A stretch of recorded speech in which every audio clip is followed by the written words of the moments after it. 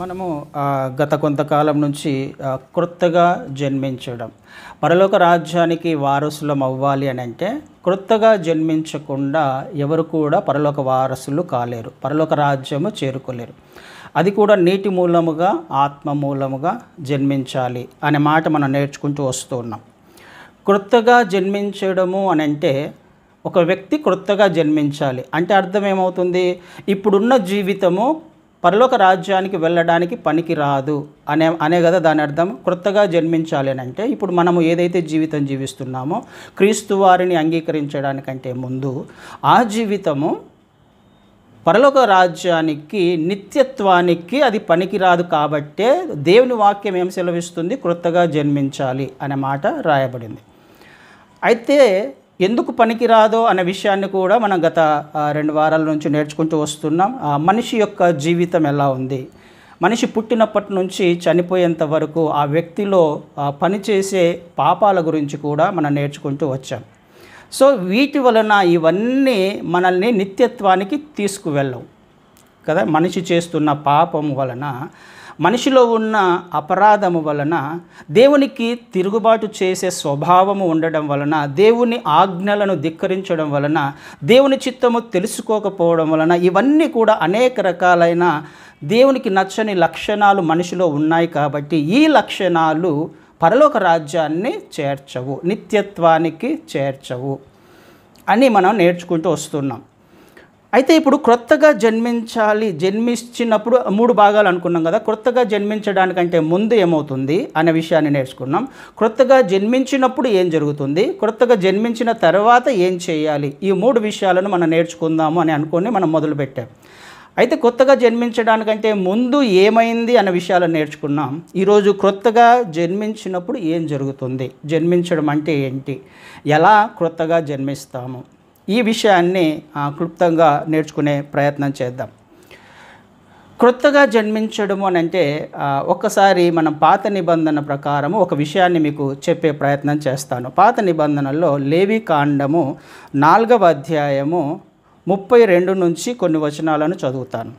లేవి కాండము 4వ అధ్యాయము 32 నుంచి కొన్ని వచనాలు చదువుతాను. ఎవడైనను పాప పరిహారార్థ బలిగా అర్పించుటకు గొర్రెను తీసుకొని వచ్చిన ఎడల నిర్దోషమైన దాన్ని తీసుకొని వచ్చి పాప పరిహారార్థ బలియగు ఆ పశువు తల మీద చేయి ఉంచి దహన బలి పశువులను వధించు చోటను పాప పరిహారార్థ బలియగు దానిని వధింపవలెను.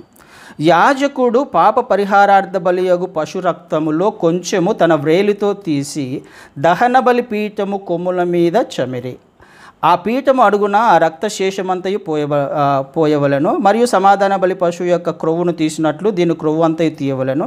యాజకుడు యెహోవాకు అర్పించు హోమముల రీతిగా బలిపీఠం మీద వాటిని ధూపం వేయవలను. అతడు చేసిన పాపము విషయమై యాజకుడు అతని నిమిత్తము ప్రాయశ్చిత్తము చేయగా అతనికి క్షమాపణ కలుగును. ఇక్కడ ఒక ప్రాసెస్ ఉంది, పాప పరిహారార్థ బలి. పాప పరిహారార్థ బలి అంటే ఒక వ్యక్తి పాపం చేసినప్పుడు ఆ పాపము పరిహరించబడాలి, ఆ పాపము క్షమించబడాలి. అంటే ఏం చెయ్యాలి అని ఒక క్రమాన్ని దేవుడు అక్కడ చెబుతూ ఉన్నాడు. ఏం చెయ్యాలి అని అంట, ఒక నిర్దోషమైన గొర్రెపిల్లను తీసుకోవాలి కదా. నిర్దోషమైన గొర్రెపిల్లను తీసుకొని యాజకుని దగ్గరికి వెళ్ళి ఆ బలి అర్పించాలి. అయితే అర్పించే ముందు ఒక విషయం రాయబడింది అక్కడ. ఏం చేయాలి? ఆ బలి అర్పించే ముందు మొదటగా అది నిర్దోషమైనదై ఉండాలి. రెండవదిగా ఎవరైతే పాపం చేశారో, ఎవరైతే ఆ బలిని అర్పిస్తున్నారో ఆ వ్యక్తి ఆ గొర్రెపిల్ల తల మీద చేయి పెట్టాలి కదండి. తల మీద చేయి పెట్టాలి. తల మీద చేయి పెట్టి తర్వాత యాజకునికి అప్పగిస్తే అది అక్కడ బలి అర్పించబడుతుంది కదా. ఆ పశువు తల మీద చేయి ఉంచి దహన బలి పశువును వధించును చోట ఎక్కడైతే వధిస్తారో అక్కడ దానిని వధించాలి. ఎందుకు ఒక వ్యక్తి ఆ గొర్రెపిల్ల తల మీద చేయి పెట్టాలి కదా? ఇక్కడ ఖచ్చితంగా ఒక నియమం అయితే, ఏదో ఒక అర్థం అయితే ఉంటుంది కదా. పాపం చేసిన వ్యక్తి బలిని తీసుకొని వచ్చాడు. ఈ పాపము ఆ వ్యక్తికి క్షమించబడాలి అని అంటే ఏం చేయాలి అని అంటే ఆ పశువు మీద, ఆ గొర్రెపిల్ల తల మీద చేయి పెట్టాలి.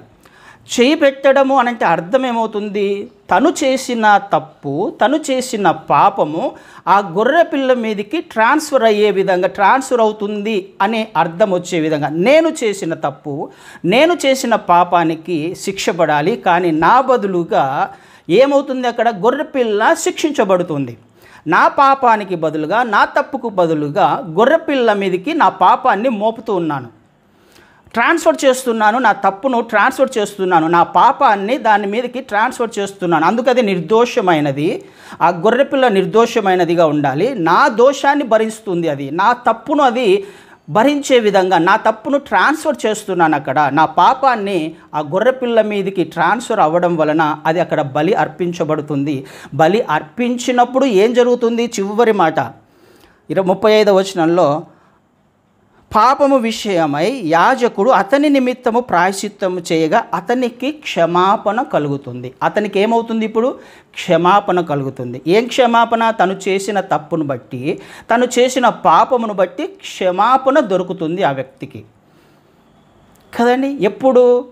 బలి అర్పించినప్పుడు, పాప పరిహారార్థ బలి అర్పించినప్పుడు తన పాపము ఇంకొక జీవి మీదకి ట్రాన్స్ఫర్ చేసినప్పుడు ఆ వ్యక్తి పాపము క్షమించబడుతుంది కదండి. పాపము కంప్లీట్గా తుడిచివేయబడుతుంది అని రాయలేదు అక్కడ. క్షమించబడుతుంది అంటే పాపం ఉంటుంది, కానీ నువ్వు చేసిన తప్పుకు క్షమాపణ దొరుకుతుంది అంతే. అంటే పాపము కప్పివేయబడుతుంది, కానీ పాపం అనేది కంప్లీట్గా తుడిచివేయబల్లా. ఆ విషయానికి మనకు హెబ్రీలకు రాసిన పత్రికలో ఆ మాట చూస్తాం. హెబ్రీలకు రాసిన పత్రిక 10వ అధ్యాయంలో, హెబ్రీలకు రాసిన పత్రిక 10వ అధ్యాయము మొదటి నుంచి చదువుతాను. ధర్మశాస్త్రము రాబోచున్న మేలుల ఛాయగలదియే కానీ ఆ వస్తువుల నిజస్వరూపము కలది కాదు కనుక ఆ యాజకులు ఏటేటా ఎడతెగకుండా అర్పించు ఒకటే విధమైన బలులు వాటిని తెచ్చువారికి ఎన్నడూనూ సంపూర్ణ సిద్ధి కలుగ చేయ నేరవు. ఏటేటా ఒకటే బలి అర్పిస్తున్నారు, ఏటేటా పాప పరిహారార్థ బలి అర్పిస్తున్నారు. కిందికి వచ్చినప్పుడు, అలాగూ చేయగలిగిన ఎడల సేవించు వారు ఒక్కసారి శుద్ధపరచబడిన తర్వాత వారి మనసాక్షికి పాప జ్ఞప్తి ఇకను ఉండదు కనుక వాటిని అర్పించుట మానుదురు కదా. అంటే ఏటేటా అర్పిస్తున్నారంటే అర్థం ఏంటి? ఆ మనసాక్షి గద్దించట్లా వాళ్ళు. అంటే చేసిన తప్పు చేస్తున్నారు, పాపం చేస్తున్నారు, వచ్చి బలి అర్పిస్తూ ఉన్నారు. ఒకవేళ వారు మనస్సు మారినట్లయితే, ఆ మనసాక్షి కూర్చుకున్నట్లయితే వాళ్ళు తప్పు చేయకుండా ఉంటారు కదా. కానీ అలా చేయట్లా, కానీ అర్పిస్తూ ఉన్నారు, తప్పు చేస్తూనే ఉన్నారు. అయితే బలులు అర్పించుట చేత ఏటేట పాపములు జ్ఞాపకమునకు వచ్చుచున్నవి. ఏలయనగా ఎడ్ల యొక్కయు మేకల యొక్కయు రక్తము పాపములను తీసివేయుట అసాధ్యము. నువ్వు ఎన్నిసార్లు బలులు అర్పించినా, ఎన్ని సంవత్సరాలు బలులు అర్పించినా నీ పాపం అనేది పోదు, అది తీసివేయడము అసాధ్యము. ఏం జరుగుతుంది అక్కడ? క్షమాపణ మాత్రమే దొరుకుతుంది. మనిషి హృదయము మాత్రము మారటంలా, తప్పులు చేయడము మానడంలా, పాపము చేయడము మానట్లా ఏటేటా బలి అర్పిస్తూనే వస్తున్నాడు. 11వ వచనంలో కూడా, అదే అధ్యాయం 11వ వచనంలో కూడా, మరియు ప్రతి యాజకుడు దినదినము సేవ చేయుచు పాపములను ఎన్నటికీ తీసివేయలేని ఆ బలులనే మాటి మాటికి అర్పించుచు ఉండును కదండి. అక్కడ జరిగిన విషయము మనకు అర్థం కావాలంటే, ధర్మశాస్త్రము ఒక వ్యక్తి యొక్క హృదయాన్ని మార్చలేకపోయింది.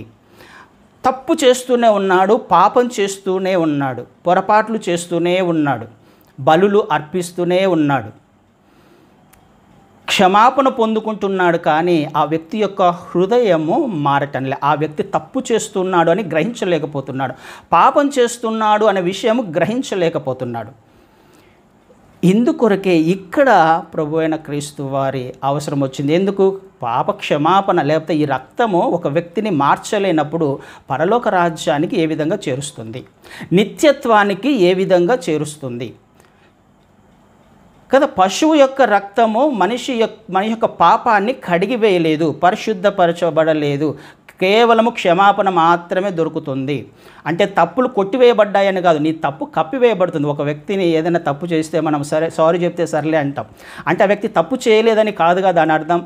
నువ్వు తప్పు చేసినా నేను క్షమించేస్తున్నాను, ఆ తప్పు అలాగే ఉంటుంది. సరే, దానికి నేను శిక్ష వేయట్లేదు అని అర్థం, దానికి పనిష్మెంట్ రావట్లేదు అని అర్థం, నేను క్షమించేశాను కదండి. ఈ తప్పులు చేస్తూ ఉన్నప్పుడు ఒకానొక సమయంలో ఆ వ్యక్తి శిక్షించబడాల్సిందేగా.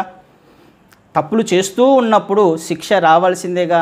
ఈ శిక్ష ఆజ్ఞ అతిక్రమము, పాపము, పాపం వలన వచ్చు జీతము మరణము, నిత్య నరకము. ఇక్కడ క్రొత్తగా జన్మించడం అనే కాన్సెప్ట్ మనకు కావాలి. ఇప్పుడు నేను నిత్యత్వానికి వెళ్ళాలి అని అంటే, ఈ తప్పు చేసిన నేను, ఈ పాపం చేస్తున్న నేను, నా పాపాలు కేవలం క్షమించబడుతున్నాయి కానీ కంప్లీట్గా కడిగి వేయబడట్లా, పరిశుద్ధునిగా నేను మార్చబడట్లా కదా. పరిశుద్ధమైన దేవుడు నివాసం చేసే పరలోక రాజ్యానికి వెళ్ళాలి అని అంటే, మలినముతో ఉన్న నేను, అపరాధముతో ఉన్న నేను పరలోక రాజ్యానికి వెళ్ళలేను. కేవలం ఆయన పశువు యొక్క రక్తము కప్పివేస్తుంది, పాపాన్ని కప్పివేస్తుంది అంతే కదా. దేవునికి కనపడకుండా లేకపోతే శిక్షించకుండా అది కేవలం క్షమాపణ ఇస్తుంది. కానీ ఇప్పుడు నేను చేసిన తప్పులన్నీ కూడా నేను కడిగివేయబడాలి అని అంటే, నిత్యత్వానికి వెళ్ళాలి అని అంటే, ఆ పాపము, ఆ మరక అసలు ఉండకూడదు.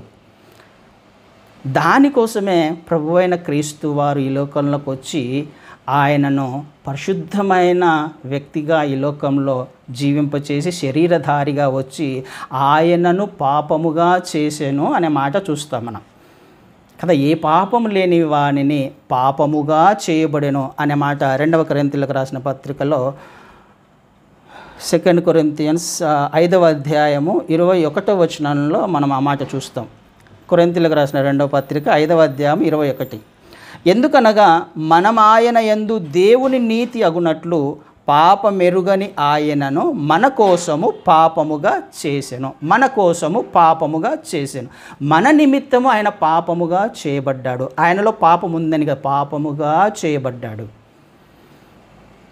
కదండి. ఎందుకు? నా కోసమే, ఎందుకు? మన కోసమే. నేను చేస్తున్న తప్పును బట్టి, నా ఆలోచన విధానాన్ని బట్టి, మన ఆలోచన విధానాన్ని బట్టి, మనము దినదినము చూపు ద్వారా, ఆలోచనల ద్వారా, క్రియల ద్వారా, తలంపుల ద్వారా ఏ విధము చేతనైనను మనం తప్పు చేస్తూనే ఉన్నాం, పాపం చేస్తూనే ఉన్నాం. ఈ పాపానికి శిక్ష రావాలి, కానీ ఆయన మహా కనికరం వలన మనల్ని క్షమిస్తున్నాడు ఇప్పటిదాకా. అయితే నేను నిత్యత్వానికి వారసుని అని అనుకున్నప్పుడు, నిత్యత్వము నా హక్కు అని అనుకున్నప్పుడు నేను ఎలా వెళ్ళాలి?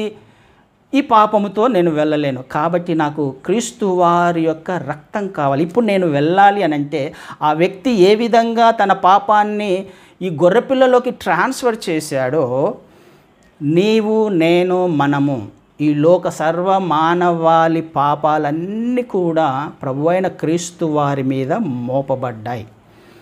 ఆయనను పాపముగా చేశాడు, ఆయన పాపముగా చేయబడ్డాడు కదండి. పాపముగా చేయబడ్డాడు. మనకి ప్రతి సువార్తల్లో చూస్తాం. ముఖ్యంగా మత్తయి సువార్త 27వ అధ్యాయంలో ఒక మాట, ఆయన చనిపోయేటప్పుడు క్రీస్తు వారు ఒక కేక వేస్తాడు.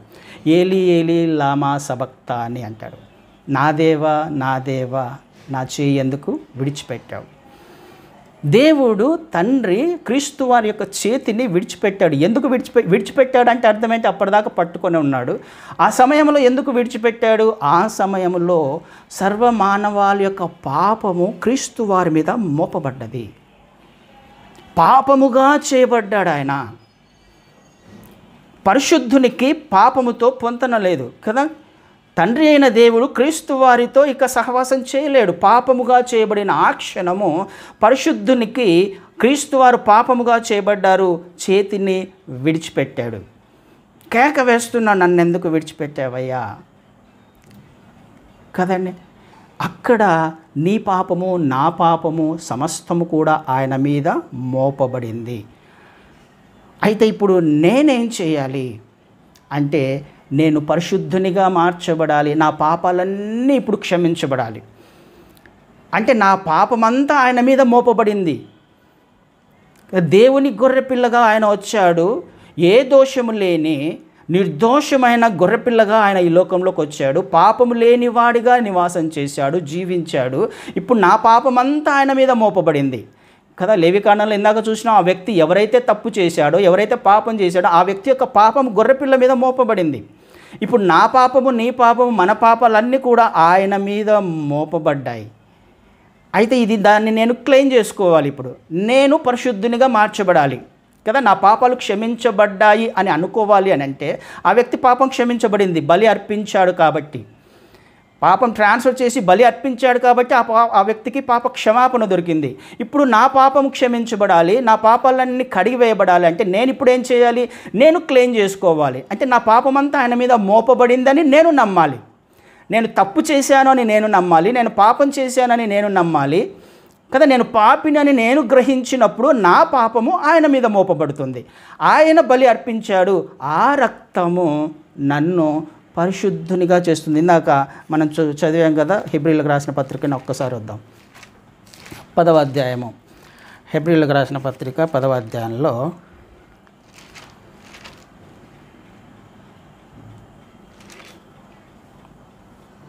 ఇది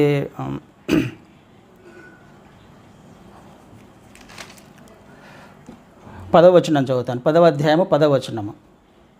యేసుక్రీస్తు యొక్క శరీరము ఒక్కసారియే అర్పించబడుట చేత ఆ చిత్తమును బట్టి మనము పరిశుద్ధపరచబడి ఉన్నాము.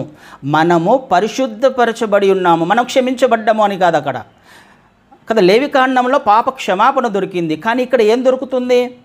ఆయన బలిగా అర్పించడం వలన, ఒక్కసారిగా బలిగా అర్పించబడడం వలన మనము పరిశుద్ధపరచబడుతున్నాము. కిందికి వచ్చినప్పుడు 12వ వచనం నుంచి కూడా ఒకసారి చదువుతాను. ఈయనైతే పాపముల నిమిత్తమై సదాకాలము నిలుచు ఒక్క బలిని అర్పించి అప్పటి నుండి తన శత్రువులు తన పాదములకు పాదపీఠముగా చేయబడు వరకు కనిపెట్టుచు దేవుని కుడిపార్శ్వమున ఆసీనుడయ్యాను. ఒక్క అర్పణ చేత ఈయన పరిశుద్ధపరచబడు వారిని సదాకాలమునకు సంపూర్ణులుగా చేసి ఉన్నాడు. పరిశుద్ధపరచబడు వారిని, ఇక్కడ పరిశుద్ధపరచబడిన జీవితాన్ని చూస్తున్నాం కదా. పరిశుద్ధపరచబడుతున్నాం అంటే ఏంటి? పరిశుద్ధపరచబడడం అంటే ఏంటి? క్లీన్గా, పరిశుద్ధంగా ఉండడం. ఇంతవరకు నేను చేసిన తప్పులన్నీ, పాపాలన్నీ ఆయన మీద మోపబడ్డాయి. ఆ పాపాలను ఆయన భరించాడు. ఆయన రక్తం ఇప్పుడు నన్ను ఏం చేస్తుంది? క్షమాపణ కాదు ఇది, పాపాలను కప్పివేయడం కాదు, నాలో ఉన్న ప్రతి పాపము, దోషము కూడా కంప్లీట్గా తుడిచివేయబడింది. ఇప్పుడు నేను ఎలా మారిపోయానో, ఏ తప్పు చేయని, ఏ పాపము చేయని వ్యక్తిగా నేను మారిపోయాను. ఇప్పుడు ఇంతవరకు ఘోరమైన తప్పు చేసి ఉండొచ్చు, ఘోరమైన పాపం చేసి ఉండొచ్చు, తిరుగుబాటు చేసి ఉండొచ్చు, ఆయనకు వ్యతిరేకంగా జీవించి ఉండొచ్చు. అయితే ఎప్పుడైతే నన్ను నేను గుర్తించానో, నేను తప్పు చేశాను, నేను పాపిని, నేను పాపం చేశాను, నా దోషము, నా అపరాధము నన్ను ఏం చేస్తుంది? మరణానికి తీసుకువెళ్తుందని నేను గ్రహించినప్పుడు, క్రీస్తు వారిని నేను అంగీకరించినప్పుడు, యథార్థంగా నేను ఆయనను అంగీకరించినప్పుడు, ఆయన రక్తాన్ని నేను క్లెయిమ్ చేసుకున్నప్పుడు నాకు దొరికేది ఏంటి అని అంటే పరిశుద్ధత. ఆ క్షణంలో నా ప్రతి పాపము కూడా కడిగివేయబడుతుంది, తుడిచివేయబడుతుంది కదండి. ఏవే పాపాలు ఇంతకుముందు మనం ఏవైతే పాపాల గురించి నేర్చుకున్నామో, జన్మతః, లేకపోతే తల్లిదండ్రుల దోషం వలన వచ్చిన పాపం, లేకపోతే మనము స్వకీయంగా చేసిన తప్పులు, పాపాలు, ఏ పాపము అయినా కానీ, ఏ దోషమైనా కానీ, ఏ అపరాధమైన కానీ, ఏ శాపమైన కానీ, ఆయన రక్తము మనల్ని పవిత్రులుగా చేస్తుంది. ఇది క్రొత్తగా జన్మించినప్పుడు జరిగే సందర్భము. మనకి ఇదే మాట ఒకసారి గలతీలకు రాసిన పత్రిక 3వ అధ్యాయాన్ని ఒకసారి చూద్దాం. గలతీలకు రాసిన పత్రిక 3వ అధ్యాయంలో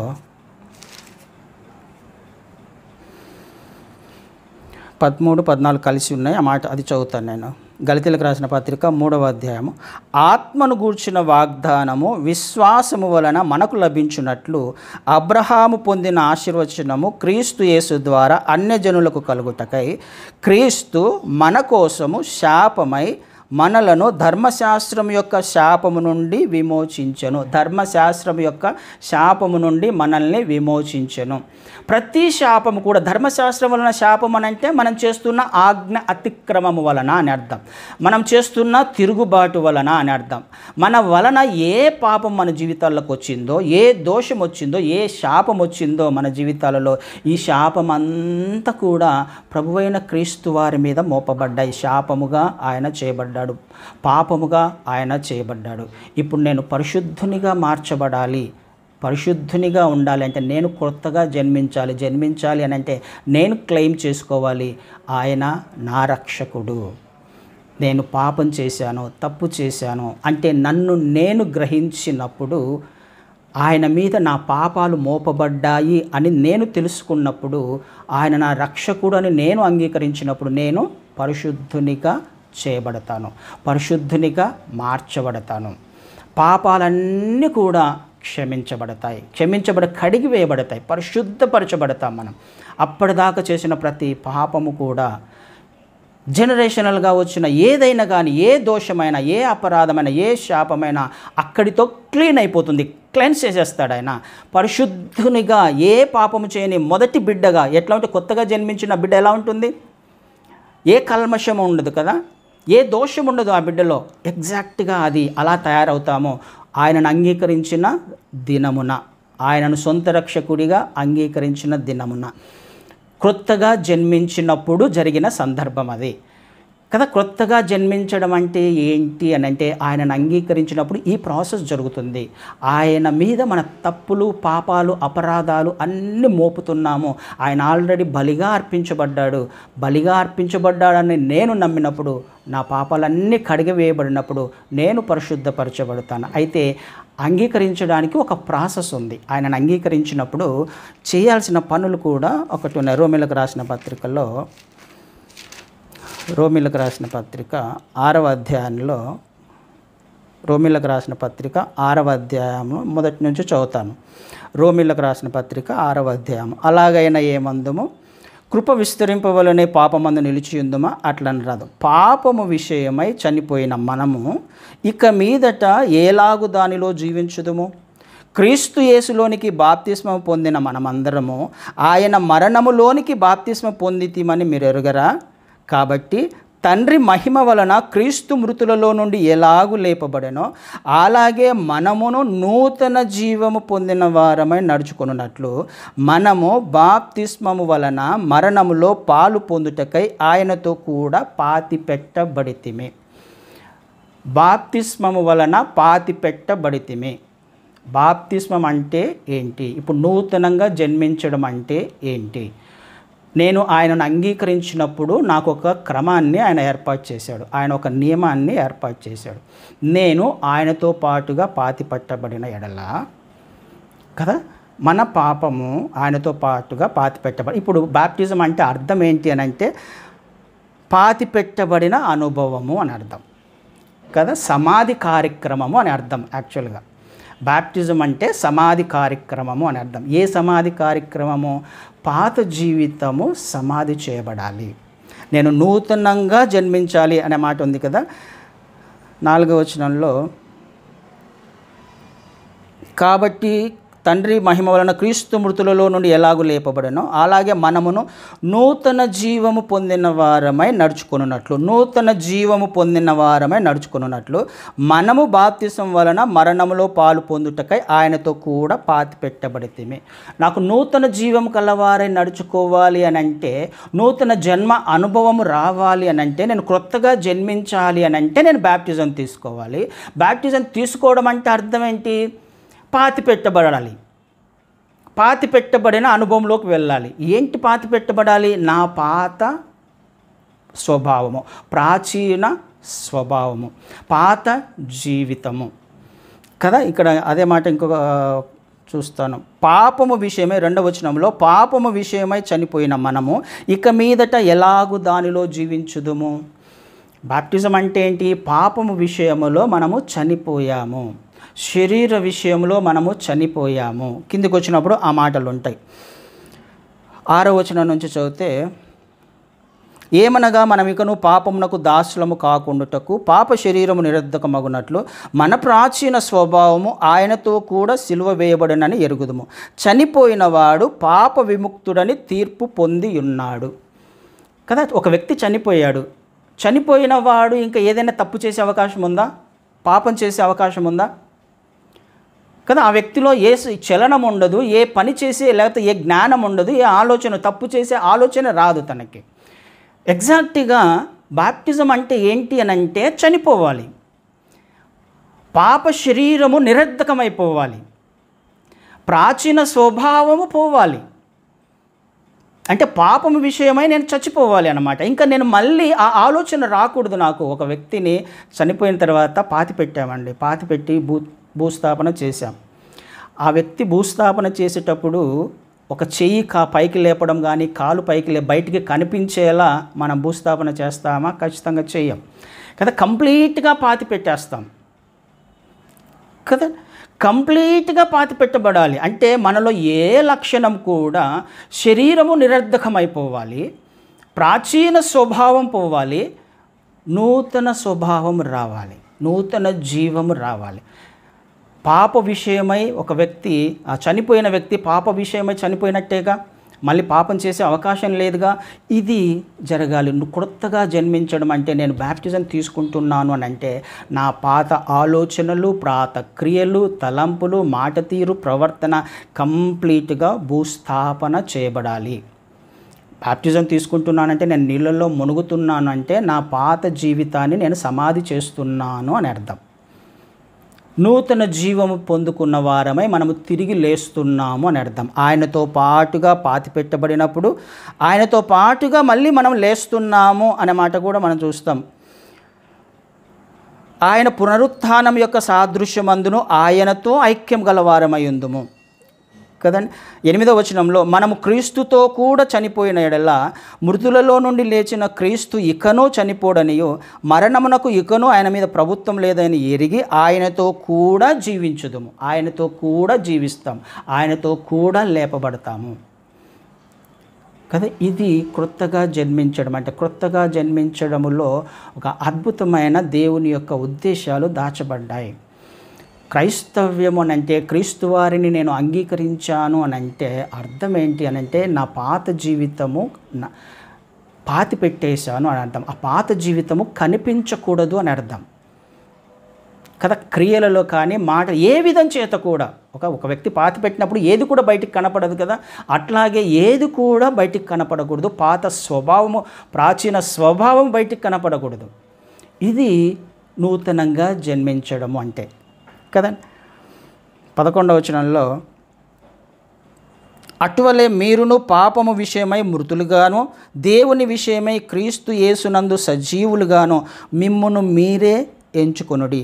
కాబట్టి శరీర దురాశలకు లోబడినట్లుగా చావునకు లోనైన మీ శరీరమందు పాపమును ఏలనీయకండి. ఖచ్చితంగా రాయబడింది, పాపాన్ని ఏలనీయొద్దిక. మీరు బ్యాప్టిజం తీసుకున్నారు, క్రీస్తుతో పాటుగా మృతి పొందారు, ఆయనతో పాటుగా జీవించారు, పాత స్వభావము చనిపోయింది, ఇక పాపానికి అవకాశం ఇవ్వకండి. పాప శరీరము నిరర్ధకమైపోయింది, అది చనిపోయింది. చనిపోయిన వారు పాపం ఎలా చేస్తారు, తప్పు ఎలా చేస్తారు కదండి. మనం చనిపోయిన వారం, ఈ శరీరంలో మనం చనిపోయిన వారం, లోకానుసారంగా మనం చనిపోయిన వారం, పాపము విషయమై మనం చనిపోయిన వారం కదా, పొరపాటు విషయమై మనమందరం చనిపోయిన వారం. చనిపోయిన వారు తప్పు ఎలా చేస్తారు, పాపం ఎలా చేస్తారు, చేసే అవకాశం లేదు కదా అని పౌలు గారు మాట్లాడుతున్నారు. ఇది నూతనంగా జన్మించడం అంటే. క్రొత్తగా జన్మించినప్పుడు ఏం జరగాలి, ఏం జరుగుతుంది, లేఖనాల ప్రకారము మనం చూసే ప్రయత్నం చేస్తాం. నూతనంగా జన్మించకుండా నేను పరలోక రాజ్యానికి చేరుకోలేను. నాలో నూతన స్వభావము రాకుండా, క్రీస్తు సారూప్యతలో లేకపోతే క్రీస్తు లక్షణాలు నేను క్రియలలో చూపించకుండా నేను నిత్యత్వానికి వెళ్ళలేను. నా పాపాలన్నీ క్షమించబడకుండా, లేకపోతే పాపాలన్నీ కడిగి వేయబడకుండా, పరిశుద్ధంగా నేను మార్చబడకుండా పరలోక రాజ్యానికి వెళ్ళలేను కదా. పరలోక రాజ్యం వెళ్ళాలి అని అంటే, పరిశుద్ధపరచబడాలి అని అంటే నేను క్రీస్తు వారిని యొక్క మరణాన్ని నేను క్లెయిమ్ చేసుకోవాలి. నా పాపాలన్నీ ఆయన మీద మోపబడ్డాయి. నా పాపాలు మోపబడ్డాయి అంటే అర్థం ఏంటి, నేను పాపని, నేను పాపం చేశాను, నా తలంపులు, నా ఆలోచనలు, నా క్రియలు నన్ను పరలోకానికి చేర్చవని నేను గ్రహించినప్పుడు నాకు రక్షకుడు అవసరం అవుతుంది కదండి. రక్షకుడు, సాల్వేషన్ అంటే ఏంటి, రక్షణ అంటే ఏంటి కదా. రక్షణ అనగానే దానిలోనే అర్థం ఉంది, రక్షించబడటము కదా. రక్షణ అంటే దేని నుంచో రక్షించబడాలి. మనకు ఏదో అపాయం ఉంది, ఏదో మనకు హాని కలిగే పరిస్థితులు ఉన్నాయి, అందులో నుంచి మనం రక్షించబడాలి కదా. రక్షణ అంటే, రక్షకుడు అంటే రక్షించడానికి వచ్చిన వాడు కదా. మనల్ని రక్షించడానికి, ఎందులో నుంచి రక్షించడానికి, ఆర్థిక ఇబ్బందుల్లో నుంచా, అనారోగ్యంలో నుంచా? కదా, మన సమస్యలో నుంచి రక్షించడానికి ఆయన రాలేదు, పాపములో నుండి రక్షించడానికి ఆయన ఈ లోకంలోకి వచ్చాడు కదా. పాపములో నుండి, పాపము లేనివాడిగా వచ్చి పాపం లేనివాడిగా జీవించి పాపం లేనివాడిగానే ఆయన పరలోకానికి ఆరోహణమైన ఆయన మాత్రమే నిన్ను మనల్ని రక్షించగలడు. దేంట్లో నుంచి? పాపములో నుంచి. అంటే ఈ పాపంలో నుండి ఒకవేళ రక్షించబడకపోతే పాపము వలన వచ్చు జీతము మరణము, నిత్య నరకం. అది ఈ నరకములో నుంచి మనల్ని తప్పించడానికే క్రీస్తు వారు ఈ లోకంలోకి వచ్చారు. ఇందులో నుంచి నేను తప్పించబడాలంటే ఆయన నాకు అవసరమై ఉంది. క్రీస్తు వారు కావాలి నాకు. క్రీస్తు వారు లేకుండా నేను నిత్యత్వానికి వెళ్ళలేను. ఆయన రక్షణ కార్యాన్ని నేను అంగీకరించకుండా నేను నిత్యత్వానికి వెళ్ళలేను. బాప్టిజం తీసుకోకుండా, పాత స్వభావమును నేను పూడ్చివేయకుండా, నేను నూతనముగా జీవించకుండా పరలోక రాజ్యానికి వారసునిగా కాలేను కదా. నా పాపమంతా పూడ్చివేయబడాలి. నేను చనిపోవాలి, ఈ లోకానుసారంగా చనిపోవాలి. నేను క్రియలకు, ఈ లోకంలోని పాప ఆకర్షణలకు నేను లోబడకూడదు కదా. ఆ లోకం వైపు నేను వెళ్ళకూడదు. వెళ్తుంటే అర్థం ఏంటి? మళ్ళీ నేను పాపం వైపుగానే వెళ్తున్నాను. అందుకని ఇక్కడ ఏమంటున్నాడు ఆయన 13లో, మరియు మీ అవయవములను దుర్నీతి సాధనములుగా పాపమునకు అప్పగించకూడి, అయితే మృతులలో నుండి సజీవులం అనుకొని మిమ్మును మీరే దేవునికి అప్పగించుకొనుడి. మీ అవయవములను నీతి సాధనములుగా దేవునికి అప్పగించుడి. మీరు కృపకే గాని ధర్మశాస్త్రమునకు లోనైన వారు కారు కనుక పాపము మీ మీద ప్రభుత్వము చేయదు కదా. మీ అవయవాలను అర్పించాలి. ఎందుకు అర్పించాలి? లేకపోతే పాపానికి వెళ్తాయి అవి. మన అవయవాలన్నీ, మన శరీరము పాపం చేసే స్వభావం ఉంది దానికి కదా, పాపం చేసే అవకాశం ఉంది. కాబట్టి ఆ లక్షణాలన్నీ చనిపోవాలి. మీరు దుర్నీతి సాధనాలుగా ఉండకండి. దుర్నీతి చేసే, పాపము చేసే సాధనాలుగా మీ శరీరం ఉండొద్దు. నీతిగా జీవించడానికి, దేవుని రాజ్యములో పనిచేయడానికి, దేవుని చిత్తములో జీవించడానికి మీ అవయవాలను అప్పగించండి ఆయనకి కదండి. మనము కృపకు లోనైన వారం కానీ మనము ధర్మశాస్త్రానికి లోనైన వారం కాదు. ధర్మశాస్త్రం మన మీద, లేకపోతే పాపము మన మీద అధికారం చెలాయించడానికి అవకాశం లేదు. ఎందుకు? నేను క్రీస్తు వారిని అంగీకరించాను కాబట్టి. క్రీస్తు వారి మీద ఏ పాపము కూడా పని చేయలేదు. నా మీద కూడా ఏ పాపం కూడా పని చేయడానికి, అధికారం చెలాయించడానికి వీల్లేదు. ఎందుకు? నేను క్రీస్తు వారిని అంగీకరించాను కాబట్టి. నా పాపాలన్నీ కడిగి వేయబడ్డాయి కాబట్టి. ఆ మొదటి దినము నేను ఎంత పరిశుద్ధంగా ఉన్నానో ఆ పరిశుద్ధతను కాపాడుకుంటూ జీవించడమే క్రైస్తవ్యం యొక్క ప్రాముఖ్యమైన లక్ష్యము కదా. మొదటి దినము మనం ఏ విధంగా అయితే పరిశుద్ధులముగా చేయబడ్డామో, ప్రతి పాపము, ప్రతి దోషము, ప్రతి అపరాధము, ప్రతి శాపము ఏ విధంగా అయితే మనం కొట్టివేయబడ్డాదో, పరిశుద్ధులుగా చిన్న బిడ్డ మాదిరి మనం ఏ విధంగా నూతనముగా జన్మించామో ఆ పరిశుద్ధతను కాపాడుకుంటూ ఆయన రాకడ వరకు, లేకపోతే మనం పోయేంత వరకు పరిశుద్ధతను కాపాడుకుంటూ, మనం ప్రకటన గ్రంథంలో చూసాం చివరి వచనంలో, తన వస్త్రములను ఉదుకుకొనివారు ధన్యులు అన్నారు. అంటే మనం చేయాల్సిన పని రక్షించబడిన దినం మొదటి నుంచి చివరి దినం వరకు మన వస్త్రములను ఉదుక్కోవాలి. రక్షణ వస్త్రం ఇవ్వబడుతుంది. అది ప్రతిరోజు కూడా మనము మలినం చేసుకోకూడదు. మన క్రియల ద్వారా, మన తలంపుల ద్వారా, ఆలోచనల ద్వారా, మాట తీరు ద్వారా ఏ విధం చేత కూడా ఆ రక్షణ వస్త్రం మలినం చేసుకోకూడదు. మలినం చేసుకుంటే మనము హక్కుదారులము కాదు అని రాయబడింది అక్కడ ప్రకటన గ్రంథం చివరి అధ్యాయం చివరి వచనాల్లో కదా. నిత్యత్వంలో ఆ జీవవృక్ష ఫలానికి మనం హక్కుదారులము కాదు అని రాయబడింది. ఎప్పుడు హక్కుదారులం అవుతాము? మన వస్త్రాలను మనం ఉతుక్కుంటూ ఉన్నప్పుడు, మనం పోయేంత వరకు, లేకపోతే ఆయన వచ్చేంత వరకు మన నీతి వస్త్రాన్ని ఉతుక్కుంటూ ఉండేంతవరకు. అంటే ఆయన చిత్తములో జీవిస్తూ ఉండడమే ఉతుక్కోవడం అంటే. రక్షణ వస్త్రం అని అంటే ఈ లోక మాలిన్యం అంటకుండా మళ్ళీ తిరిగి నా శరీరము ద్వారా, నా ఆలోచన ద్వారా పాపము చేయకుండా ఉండడమే. ఇది పరిశుద్ధంగా జీవించడం అంటే. అది జరగాలి, అది జరుగుతుంది. ఏం జరుగుతుంది? నూతనంగా జన్మించినప్పుడు మన పాపాలన్నీ కూడా కడిగి వేయబడతాయి, పరిశుద్ధంగా మార్చబడతాం. మన ప్రతి పాపం కూడా కడిగి వేయబడి చిన్న బిడ్డలా మనము తయారవుతాం మొదటి దినాన. అయితే మనము నూతనంగా జన్మించిన తర్వాత ఏం చేయాలి అన్న విషయాలు మనం వచ్చే వారం నుంచి మనం పరిశుద్ధంగా జీవించే విషయాల గురించి వచ్చే వారం నుంచి నేర్చుకునే ప్రయత్నం చేద్దాం. ఆమెన్.